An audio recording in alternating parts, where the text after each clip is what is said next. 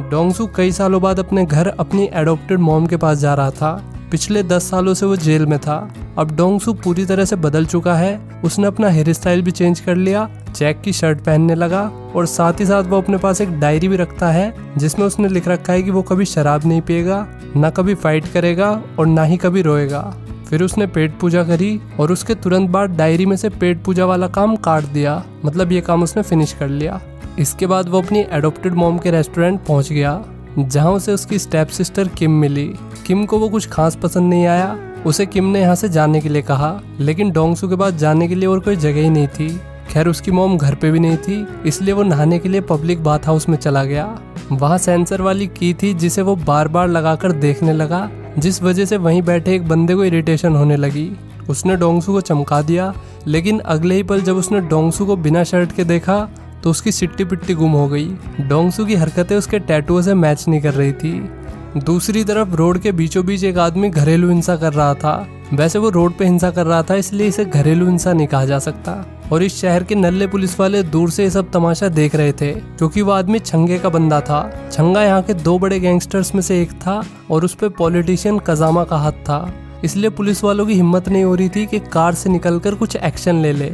इधर गैंगस्टर छंगा अपने बंदों के सामने बदमाश बन के दिखा रहा था। तभी उसका बाप डोंगसू यहाँ पर आ गया। डोंगसू ने क्राइम की दुनिया को छोड़ दिया था और उसे देखकर तो कोई बच्चा भी नहीं डरेगा। फिर भी उसे देखकर छंगे के पैर डांडिया खेलने लगे थे। डोंगसू तो बस अपने पुराने दोस्त को हेलो बोलना आया था। इसके बाद वो इलाके के दूसरे गैंगस्टर पोपले के पास गया। वो भी उसका पुराना दोस्त था। एक टाइम था जब पोपला और छंगा इसके सामने दुम हिलाते थे, लेकिन वक्त कितनी जल्दी बदल जाता है। आज पोपला डोंगसू से पूछ रहा है कि तुम्हें कुछ मदद चाहिए हो तो बता देना। खैर डोंगसू इसे बाय बोलकर यहाँ से चला गया। पोपले ने डोंगसू के पीछे अपने आदमी लगा दिए। वो जानना चाहता था कि कभी शहर पे राज करने वाला डोंगसू अचानक इतना शरीफ आदमी कैसे बन गया। शाम को डोंगसू घर आ गया। उसे देखते ही उसकी माँ खुशी से झूम उठी। भले ही डोंगसू उनका सगा बेटा नहीं था, फिर भी वो उससे सगे बेटे से ज्यादा प्यार करती थी। उन्होंने डोंगसू को अपने हाथों से खाना खिलाया। इसके बाद किम ने उसे यहाँ रहने के नियम समझाए। मैं बर्तन साफ करूंगी तो तुम झाड़ू लगाओगे, और मैं पढ़ाई करूंगी तो तुम पोछा मारोगे और हमारे कुत्ते को खाना खिलाओगे। डोंगसू को ये डील कुछ जमी नहीं, लेकिन वो भोंदुओं की तरह उसकी सारी शर्तें मान गया। रात को सोते वक्त उसने खुद से वादा किया कि वो कभी शराब नहीं पिएगा, कभी लड़ाई नहीं करेगा और ना ही कभी रोएगा। दूसरी तरफ पॉलिटिशियन कजामा को दिखाते हैं, जो जनता के सामने जुमलेबाजी कर रहा था। भोली जनता उस पर बहुत विश्वास करती थी, लेकिन हकीकत तो ये थी कि कजामा जनता के बीच से निकलने के बाद टिश्यू पेपर से अपने हाथ साफ करता था। मतलब वो गरीब लोगों से इतनी नफरत करता है, लेकिन वोट लेने के लिए उनकी नज़रों में अच्छा बना हुआ है। इसी बीच डोंगसू पुलिस स्टेशन जाता है। उसे यहाँ पर आकर साइन करने के लिए बोला गया था। तभी वहाँ एक पुलिस वाला आ गया। उसने बताया कि वो डोंगसू के साथ स्कूल में था। डोंगसू ने स्कूल टाइम में उसे बहुत बुली किया था, लेकिन डोंगसू को ये बात याद भी नहीं थी। इसके बाद डोंगसू डॉक्टर के पास जाता है। उसे अपने टैटू निकलवाने थे। डॉक्टर ने उसे सलाह दी कि वो इन्हें ना ही निकलवाए तो ही अच्छा होगा, क्योंकि इन्हें निकलवाने का खर्चा बहुत ज़्यादा था और ये टैटू अपने निशान भी छोड़ देंगे। इसके बाद डोंगसू की माँ पॉलिटिशियन कजामा के पास जाती है। कजामा उसका सनफ्लावर रेस्टोरेंट खरीदने के चक्कर में था। आसपास के लोगों ने पहले उसे ज़मीनें बेच दी थी। अब बस मोमी का रेस्टोरेंट बचा था, जो कजामा की प्रॉपर्टी के बिल्कुल बीच में था। अगर मोमी ने वो रेस्टोरेंट बेच दिया तो पॉलिटिशियन वहाँ मॉल बना देगा, और मोमी ने इंश्योर कर दिया कि वो अपना रेस्टोरेंट कभी नहीं बेचेगी। रात में डोंगसू सुट्टा फूंक रहा था, तभी किम वहाँ पर आ गई। डोंगसू ने सिगरेट छुपा ली, लेकिन किम के कहने पर उसने जो काम बीच में छोड़ दिया था वो काम पूरा किया। हालांकि किम ने उससे कहा कि मुझे सिगरेट की स्मेल पसंद नहीं है। उसी टाइम डोंगसू ने लड़ाई और शराब की तरह सिगरेट भी छोड़ दी। वो अब गैराज में काम करने लगा था। उसका पुलिस वाला दोस्त ये देखकर हैरान था। उसने अपने साथी को बताया कि ये वही डोंगसू है जिससे कभी पोपला और छंगा डरा करते थे। आज से 10 साल पहले वे दोनों इसके चमचे थे। पुलिस वाला डोंगसू के किस्से बताते बताते पास्ट में पहुंच गया। उसने बताया कि डोंगसू जब शराब पी लेता था तो वो एक बीस्ट बन जाता था। एक बार उस पर 6 लोगों ने हमला कर दिया, लेकिन डोंगसू ने अकेले ही उन 6 के 6 बंदों को मार गिराया। छंगे और पोपले की तो जरूरत ही नहीं पड़ी। डोंगसू के जेल जाने के बाद सबको लगा कि छंगा और पोपला इस शहर पर राज करेंगे, लेकिन बाईजुंग नाम के बंदे ने पॉलिटिशियन कजामा के साथ मिलकर पूरे शहर को अपने अंडर कर लिया, और एट द एंड छंगा और पोपला दोनों पॉलिटिशियन कजामा के पालतू कुत्ते बन गए। इसके बाद किम को दिखाते हैं जिसे क्लास में नींद आ रही थी। इसका बेचारी का भी हमारी तरह मैथ में हाथ तंग है। इसने अपनी मैडम से पूछा कि क्या ये मैथ पढ़ना ज़रूरी है ज़िंदगी के लिए। इसकी मैम भी लाइक, अगर सीजीएल क्लियर करना है तो बेटा ज़रूरी है। डोंगसू इसे लेने आया था, तभी मैडम ने डोंगसू को आवाज़ लगाई। असल में जेल जाने से पहले डोंगसू और मैडम रिलेशन में थे।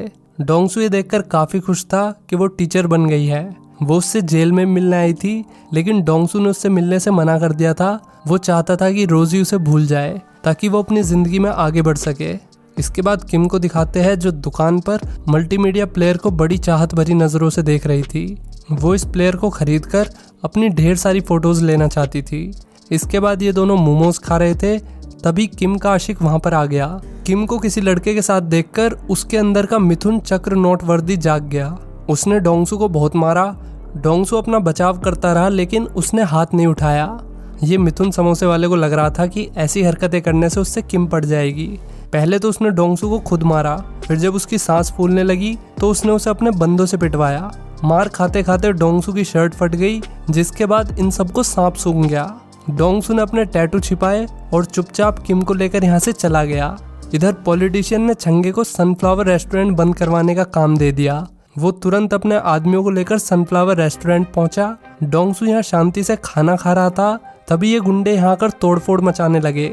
जैसे ही छंगे ने अंदर आकर डोंगसू को देखा, उसने कपकपाती आवाज में अपने बंदों को रुकने के लिए बोला। डोंगसू ने गुस्से में छंगे की गर्दन पकड़ ली और कहा कि ये मेरी माँ का रेस्टोरेंट है, यहाँ दोबारा भटक मत जाइयो। फिर बदमाश यहाँ से चले गए। शाम को डोंगसू किम को मैथ्स पढ़ाने लगा, क्योंकि वो मैथ में एक्सपर्ट था। किम उसे इतने दिन से डम्बलडोर समझती रही, पर उसे क्या पता वो तो वोल्डेमॉर्ट है। अगले दिन डोंगसू अपनी पहली कमाई से अपनी माँ के लिए गिफ्ट लाता है। मॉम ने कहा कि इसकी क्या ज़रूरत थी, लेकिन डोंगसू ये तोहफा बड़े दिल से लाया था। माँ ने डब्बा खोलकर देखा तो उसमें बहुत प्यारी सैंडल थी। माँ ये देखकर इमोशनल हो गई। उसी वक्त किम डोंगसू को इशारे इशारे में माँ को गले लगने के लिए कहती है। बड़ी हिम्मत करके डोंगसू अपनी माँ से गले लगा। वो अपनी बहन के लिए भी तोहफा लाया था, वो भी वही मल्टीमीडिया प्लेयर जिसे वो दुकान पर देख रही थी। किम को लगा कि उसे वो प्लेयर नहीं लेना चाहिए, क्योंकि वो प्लेयर काफ़ी महंगा था। जब किम ने नखरे दिखाए तो डोंगसू वो गिफ्ट लेकर नीचे चला गया। हालांकि थोड़ी देर बाद किम डोंगसू के लिए चाय लेकर आई। उसने एक हाथ से चाय दी और दूसरे हाथ से मल्टीमीडिया प्लेयर ले लिया। अगले दिन किम के हाथ डोंगसू की डायरी लग जाती है, जिसमें फैमिली के साथ पिकनिक जाना भी लिखा हुआ था। किम ने कहा पहले यही कर लेते हैं। उन्होंने पिकनिक को अच्छे से एंजॉय किया और साथ में एक अच्छी सी फोटो भी क्लिक की। इसके बाद पॉलिटिशियन कजामा का राइट हैंड बायजुंग, जो कि डोंगसू का अच्छा दोस्त था, उसने उसे सारी कहानी बताई कि पॉलिटिशियन उसकी माँ की दुकान लेना चाहता है ताकि वो वहाँ पर एक मॉल बना सके। अगले दिन छंगे ने आकर रेस्टोरेंट में तोड़फोड़ मचाई और उसने माँ को भी धक्का दिया और नल्ली पुलिस दूर से ये सब होते हुए देख रही थी। जब डोंगसू को ये बात पता चली तो वो सीधा पॉलिटिशियन कजामा के पास गया और उसे बताया कि मैंने फाइट करना छोड़ दिया है, मुझे मजबूर मत करो दोबारा वही ज़िंदगी जीने के लिए जो मैं पीछे छोड़ चुका हूँ। पॉलिटिशियन को उसकी बातों से कोई फ़र्क नहीं पड़ा, उल्टा वो डोंगसू को ये लालच देने लगा कि अगर वहाँ मॉल बन जाएगा तो उसमें तुम्हें भी नौकरी मिल जाएगी। डोंगसू ने कहा अपनी नौकरी अपने पास ही धर ले। इसके बाद कुछ गुंडे टाइप लोग गैराज में आए और डोंगसू से उनकी कार में विंग्स लगवाने को कहने लगे। डोंगसू ने ऐसी बेवकूफ़ी भरी बात सुनकर भी मुस्कुराकर जवाब दिया, लेकिन ये लोंडे यहाँ पर डोंगसू को पीटने आए थे और उन्होंने उसे खूब पीटा। उसे तो पीटा ही, साथ बुड्ढे को भी पेल दिया। डोंगसू चचा को बचाने के लिए उनके ऊपर लेट जाता है। इन्हें पीट पाट के वे लोग यहाँ से चले गए। उसी रात वो बंदा जिसने किम के पीछे डोंगसू की पिटाई करी थी, वो इनके रेस्टोरेंट में आ गया। वो जान गया था कि डोंगसू कौन है। उसने बुढ़िया से कहा कि तुम इसे अपना परिवार कहती हो, आखिर तुम अपने बेटे के हत्यारे को गोद कैसे ले सकती हो। ये सुनते ही माँ को झटका लगा और ऑडियंस को भी, और किम ने भी ये बात सुन ली थी। दरअसल 10 साल पहले डोंगसू ने मॉमी के बेटे चॉय को मार दिया था। उसी जुर्म में उसे 10 साल की सजा हुई थी। रात में किम ने अपनी माँ से पूछा कि आखिर तुमने मेरे भाई के हत्यारे को अपना बेटा क्यों बना लिया। तो मॉमी ने बताया कि लाइफ में ऐसी चीजें भी होती है जो हमने कभी सोची नहीं होती। उसने बताया कि जब वो चॉय की मौत के बाद डोंगसू से मिली तो डोंगसू इतना रोया कि मैं उसके रोने की आवाज़ कभी भूल नहीं पाई। मैं उससे जेल में मिलने भी जाती थी। जो भी डोंगसू ने किया वो एक एक्सीडेंट था और मुझे लगा कि वो मेरे साथ रहेगा तो मुझे उसके रूप में मेरा बेटा वापस मिल जाएगा। रात में किम छत पर गई। डोंगसू यहाँ से जाने के लिए तैयार था, लेकिन किम ने उसे मना कर दिया। यहाँ पर हमें पता चलता है कि किम का असली भाई चोई बहुत खराब इंसान था। वो पैसों के लिए अपनी माँ को ही मारता था और वो क्राइम और नशे की दुनिया में पूरी तरह से डूब गया था। डोंगसू तो अपना सेल्फ डिफेंस कर रहा था, जिसमें चोई की मौत हो गई। इसलिए किम चाहती थी कि वो उसका भाई बन के उन्हीं के साथ रहे। अगले दिन किम के आशिक ने किम को बीच सड़क पे ईंट से मारकर कोमा में पहुंचा दिया। ये काम पॉलिटिशियन कजामा के इशारे पर ही हुआ था। अब बात परिवार पर आ गई थी, इसलिए डोंगसू और उसकी मॉम ने सनफ्लावर रेस्टोरेंट को बेचने का फैसला कर लिया। अब डोंगसू पॉलिटिशियन कजामा से मिलने जाता है। वो उसे बताता है कि हम दुकान छोड़ने के लिए तैयार है, लेकिन पॉलिटिशियन उसके परिवार को इतनी आसानी से छोड़ने के लिए तैयार नहीं था। उसने डोंगसू से कहा कि मैं तुम्हें और तुम्हारे परिवार को अकेला छोड़ दूंगा अगर तुम मुझे अपना हाथ दे दोगे। अहिंसा का पुजारी डोंगसू उसकी ये शर्त मान गया। डोंगसू का दोस्त बाइजुंग उसका हाथ काटने वाला था। उसने उसका पूरा हाथ नहीं काटा, बल्कि वे नसें काट दी जिससे वो सिर्फ अपने हाथ का इस्तेमाल धोने के लिए कर सकता था। लेकिन बाद में बाइजुंग ने उसे बताया कि तुम्हारा हाथ बिल्कुल सही हो जाएगा। उसने डोंगसू की कोई नस नहीं काटी थी, बल्कि ऊपर ऊपर से ही कट किया था। इसके बाद डोंगसू अपनी बहन के पास बैठा होता है। वो उससे कहता है कि मैं अपनी जान देकर भी तुम्हें और मॉम को प्रोटेक्ट करूंगा। इसी बीच घर पर मॉमी अकेली थी। वो इस गम में थी कि उसे वो दुकान बेचनी पड़ेगी जिसने गरीबी के दिनों में उसे इस काबिल बनाया कि वो अपने बच्चों को पाल सके। वो अपने बेटे चोई की फोटो देखकर उससे बातें कर रही थी, तभी पीछे से पोपला आ गया और उसने डोंगसू की माँ को जान से मार दिया और फिर जमीन के कागजों पर उसका अंगूठा भी लगवा लिया। माँ की सैंडलें ऐसी ही रखी रह गई। उन्होंने सोचा था कि वो डोंगसू की दी हुई ये सैंडलें किसी खास दिन पर पहनेगी, लेकिन वो खास दिन कभी नहीं आया। घर आकर जब डोंगसू ने अपनी माँ को लटका हुआ देखा, अपनी माँ के जाने के गम में वो पूरी तरीके से टूट चुका था। उनकी दुकान भी ढह गई थी। तभी डोंगसू को माँ की सैंडल के साइड में कान की बाली दिखी। ये वही बाली थी जो पोपला पहनता था। अब डोंगसू ने बहुत शराब पी और वो रोया भी बहुत। इसके बाद वो ओरेकल क्लब पहुंच जाता है, जहां इस वक्त सभी गैंगस्टर्स इकट्ठे हो रखे थे। पॉलिटिशियन भी यहीं पर था।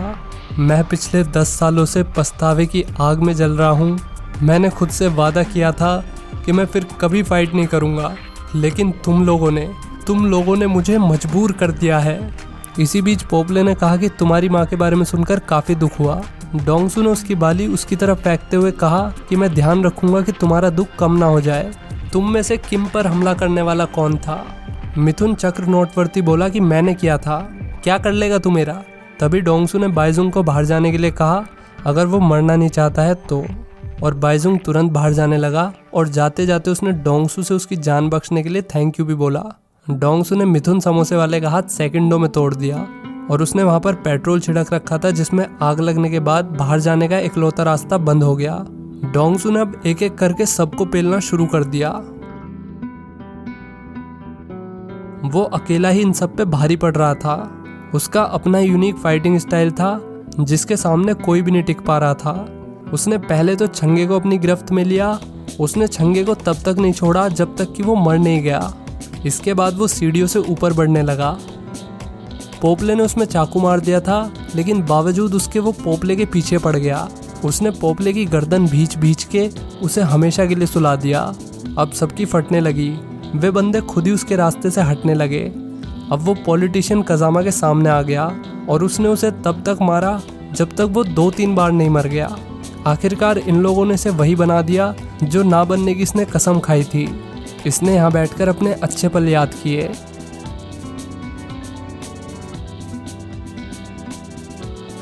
आखिर में किम को दिखाते हैं जो मैथ्स में टॉपर बन गई थी। उसने उसी टॉपिक में थीसियस लिख दी थी जो उसे डोंगसू ने पढ़ाया था। आखिर में उसने अपनी डायरी में थीसियस वाला टास्क कंप्लीट कर दिया। अगर आपको ये वीडियो अच्छी लगी हो तो आप भी लाइक और सब्सक्राइब वाला टास्क कंप्लीट कर दो और कमेंट करके बताओ कैसी लगी मूवी। मिलते हैं नेक्स्ट वीडियो में। Till then take care, bye bye.